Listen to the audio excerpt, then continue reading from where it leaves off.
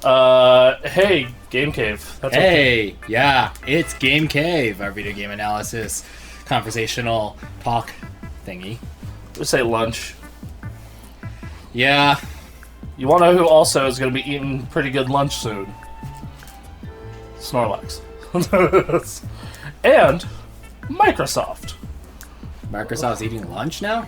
Yeah, because they're going to be getting an extra $3 a month from their 35 million subscribers of Game Pass that they're doing before Call of Duty and all their big releases that they have planned. Okay, so my immediate thought on that is they're trying to build this Netflix of games thing, but unlike Netflix, which has so much quantity with quality that it's pretty much impossible to not find a show you don't like eventually. I think, well, the key point about Netflix, and Netflix realized this pretty early into their streaming services, we need to make our own stuff. We can't keep paying for other people's stuff to put on here. Enter the Microsoft checkbook. And then Microsoft's like, yes, that makes sense, because it does. That's the only way you can run a service like this and have it actually be something people give a shit about.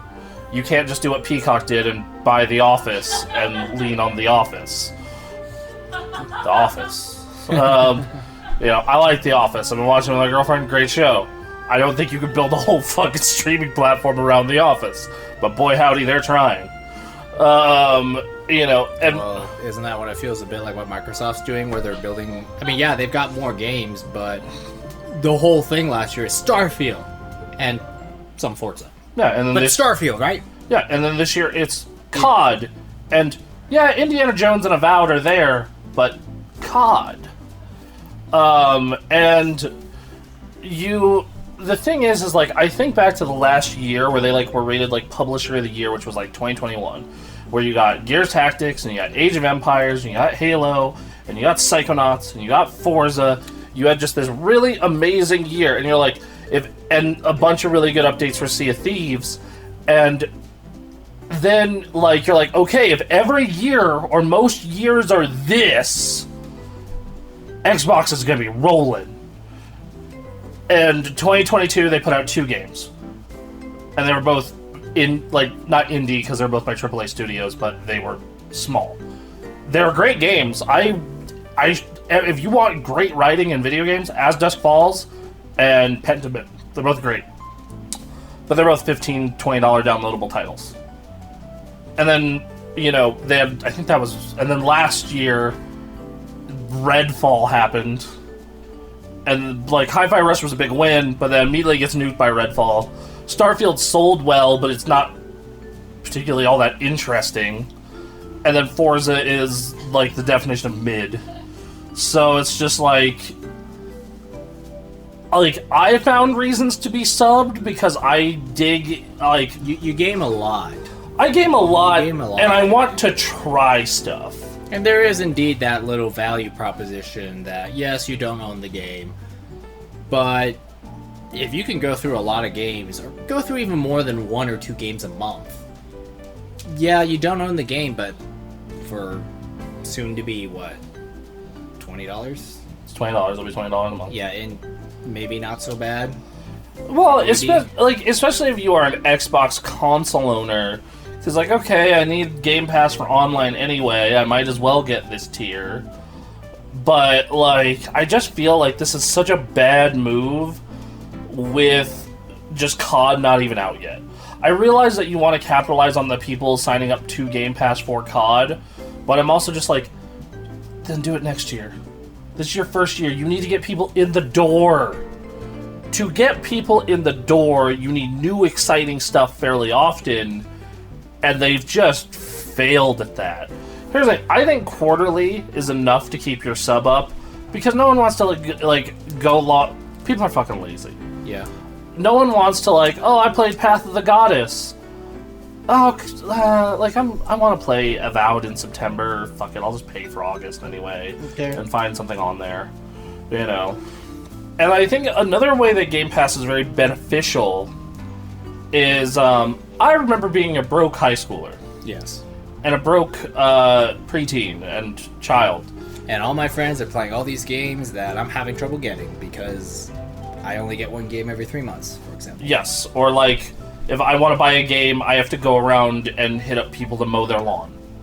You know, like, and it's just like it would have been very easy to convince my parents get the cheap $300 Xbox and pay this sub that's $20 a month, and you don't have to buy me games anymore. You know, most of the time. This is a far bigger bag fumble than I think Microsoft or a lot of people realize, because you don't want to do a price increase when you have a shit ton of bad will. And I feel like... I mean, we're only like, just at this time of recording, Yeah. barely halfway through 2024. Yes.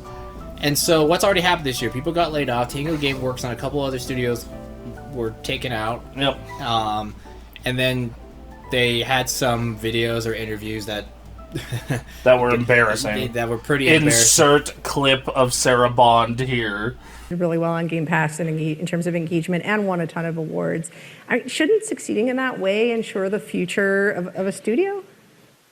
You know, one of the things I really love about the games industry is it's a creative art form.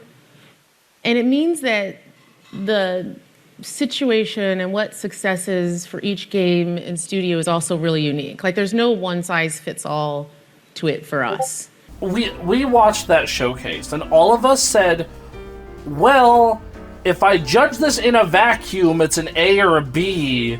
But because of all the bad fuck-ups you've had for essentially a decade, you know, it's like a C+. Because I don't know if these games are going to come out, or I don't know if they're going to be good. You don't know if you can trust it. Some games you like, but then like a future iteration of that franchise isn't very good, or then there's franchises you used to like, and then they just become really bland and very mid and unremarkable over time, and it's just serious ups and downs. What's going to happen? I have no idea what's going to happen. Right, like the Halo community is a perfect microcosm of this, because you have the people who really like the Bungie style of Halo, you have the people who really like the Halo 5 style of Halo, and then you have the people who really love the Halo Infinite style of Halo. And it's entirely split. It's a mess, because like they just aren't consistent with the product. They don't actually have development teams. They have contractors. They can't manage a timeline on a project to save their life. You know. And this is 343 Industries, an entire studio dedicated to nothing but Halo. They literally just work on Halo. Halo the TV show, Halo the video games, Halo the everything. Okay, so the TV show's garbage. The games are inconsistent depending on which aspect of the game you're looking at. Yep. And yeah, it's just not... So like, you look at Halo today, and it's kind of a mid-tier live service game now. It's not the biggest, but it's not the smallest either. It's kind of in the middle. Yeah, it's fun to play, and it does have an audience, but like, you look at where Halo was at when Bungie handed it off. It was the second biggest shooter in the world. And it was only on Xbox. It didn't have the advantage COD and Battlefield had of being on everything. And then over the course of 15 years, it is now a B-tier franchise, even when, and the game is wildly inconsistent, and you see that all across their platform. Like, games launching too early. Sometimes they end up being good, eventually. Sea of Thieves, perfect example. Sea of Thieves launched real rough. Right now, if someone asked me, should I play Sea of Thieves? I'd be like, fuck yes, game is sick. If I were to think about, okay, how if somebody was like, if somebody... You're Phil Spencer now, go! Yeah, if Phil Spencer and Sarah Bond was like, I'm done. I quit. Here's the keys. You run Xbox now. I quit! No, I try and I try. There's just no respect for anyone with vision. That's it. There's just nothing I can do about it. Yeah, I listened to David Jaffe talk about this exact topic a long time ago. At Sony, they have a portfolio manager, essentially. Someone who goes around to different studios and says, okay, what is going wrong? How are we going to fix this? And kind of chews people out sometimes. He's like, yeah, I've been chewed out a good amount of time on God of War 1 and Twisted Metal. And goes from studio to studio and fixes problems and gets games out on time and makes sure they're quality. They need someone like that. I forget her name, I think it was Shannon or Sharon Studstill, something like that. She works for Google now. She said she ran the PS2 and PS3 and early PS4 portfolio for them. If I'm Microsoft, I go to her house with a dump truck full of money and say, please fix this. Hang on. So what's Phil Spencer and Sarah Bond doing then? Being very bad at their job. Are they just like logging in and just spending their entire 10-hour, 12-hour workday just sitting in daily Scrum meetings, looking at Jira tickets, 1 hour at a time with each major studio, and calling it a day, and not actually like pushing something? Because like, what's their job? So what I have heard, and this is not like confirmed hard journalism, this is basically just through the grapevine stuff, is basically they give the studios like a ton of autonomy to do what they want. The only exception is in the case of their labor force. A lot of their labor force is contracted. So like up until recently, 343 up until the Halo Infinite issues had a lot of like rotating contract work. We know one of them. Hi, Parker.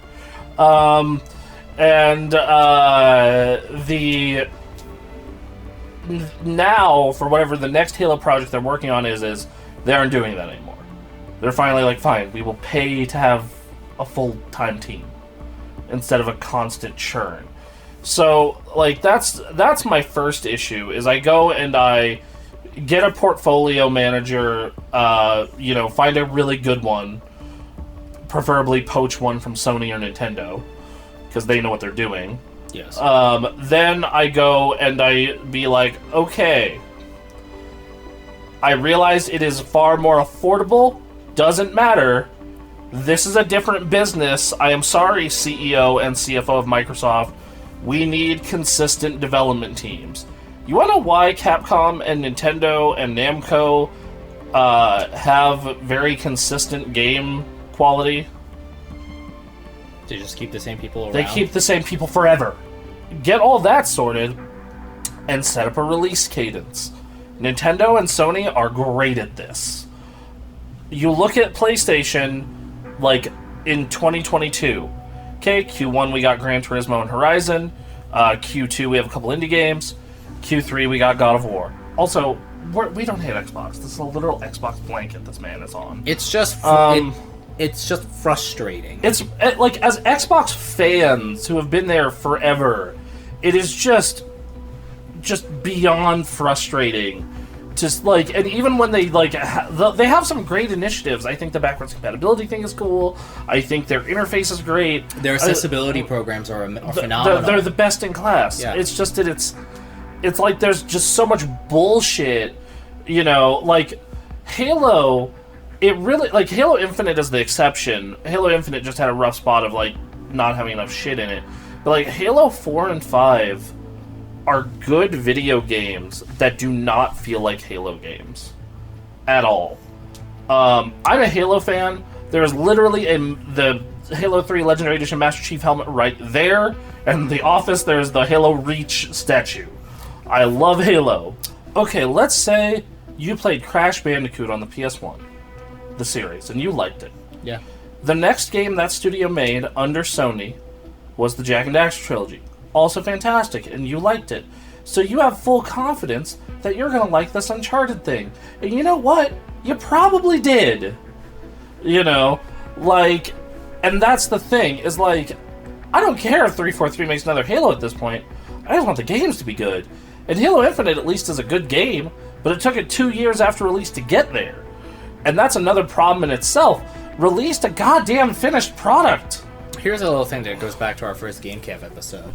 You should watch that, everybody. And subscribe if you haven't. Yeah, in that first Game Camp episode, we asked, what is the soul of your game? Mm-hmm. And one of the things that Bronson points up really well is a lot of games you can narrow it down to 2 words. Oh, I think for Halo, there was actually a documentary about the making of Halo 1. And they got the lead designer to say, our design philosophy is you need to find 30 seconds of fun and repeat it over and over and over in different ways. Halo, it is literally weapons, grenades, melee, vehicles, and then we just rearrange that in a million different ways. Yeah, well, there you go. And, and they keep trying to add shit to it, and it just keeps not working. Bungie did this a little bit, but it was still fun at least, just not the same stuff. Right. Like, they added equipment to 3, and they added armor abilities to Reach. But those were at least fun, even if Armor Lock was bullshit overpowered. And, like, they keep trying to add, we're going to add sprint and boosters, and, like, we're going to add Call of Duty loadouts. And I'm like, then it's not Halo! Your flagship needs to be very good, of course. Your Halo, your Elder Scrolls, your Forza, your Gears, your Fables all need to be great. Those 5 in particular need to be great. And your mid-tier studios can fill in the gaps in between. Yeah, you can, like, your Psychonauts 3 or whatever Double Fine is working on, that can be just, like, a 3 out of 5. It doesn't need to carry the load. It'll probably be a good game, but it'll also probably be weird, because all of his games are weird. They're fun. They're really fun. I highly recommend Grim Fandango to you, Anthony. I watched it. Yeah, like, it's... Time your everything correctly. Like, really? You have all this press, like you have all this bad press, and then you're gonna pile more on top? And, like, it's just... What? So, like, what are they trying to do? Make us so pessimistic that they can only surprise us? The Dennis system! They're running the Dennis system! Okay, this year, Q4 is looking pretty good for them. They're gonna get COD, they're gonna get Avowed, they're gonna get Indiana Jones. Okay, Q1 of next year, hopefully Doom can get out there. And then they just go from there. But also, they're currently they're fucking up again by advertising, hey, you can play Xbox without an Xbox, and Xbox is now on Fire Stick. Amazon Fire Stick. That was a commercial I saw recently. And then... and then also... See, this is the type of decisions, the price increase and the Fire Stick thing is like, okay, now you guys are... Now it looks like they're resorting to desperation tactics. That's not good. Yeah, oh no, it gets worse. And apparently they are going to be marketing less and allotting less units to parts of Europe, Africa, and Asia. I just want them to turn around so bad, because I'm a big fan of the brand. Looking back, the 360 and original Xbox are some of my fondest gaming memories. And even the series, the early... It was a cultural phenomenon. Yeah, like, I remember... At one point. Like, this is the only game this has ever happened with. The launch of Halo 3, I literally had every one of my Xbox Live friends list on, and all of them but 2 were playing the same game. It was amazing. It was amazing. I've only seen... That's the only time I've ever seen that. It'll probably be the only time I ever see it ever again. I think back to all the early 360 games I love. Viva Pinata, Dead Rising, Gears 1 and 2 and 3, and it's just... And the way they were running the company then, it wasn't perfect. But, like, you compare it to now, and you're like, what are you doing? I don't know, what do y'all think Microsoft should do, everybody? Besides die. Dying is not an option. You are now the CEO of Microsoft. What are you doing? Also, what is your favorite memory of Xbox? Yes. That's not them Fucking up. Yes. I should add this because we've been really bad at it, and I tried to remember in all these videos. Everyone, please like and subscribe. Thank you. We're bad at call to actions, so if you've made it this far, please, Yeah. for the love of God, like and subscribe and comment. All these things help the robot demons that run Google to get us out into the world. You can't say the A word or else it flags the video. But you can say Algae of Rhythm. That is literally a joke in a movie I watched recently. I stole that from another YouTube channel, actually. The Algae of Rhythm.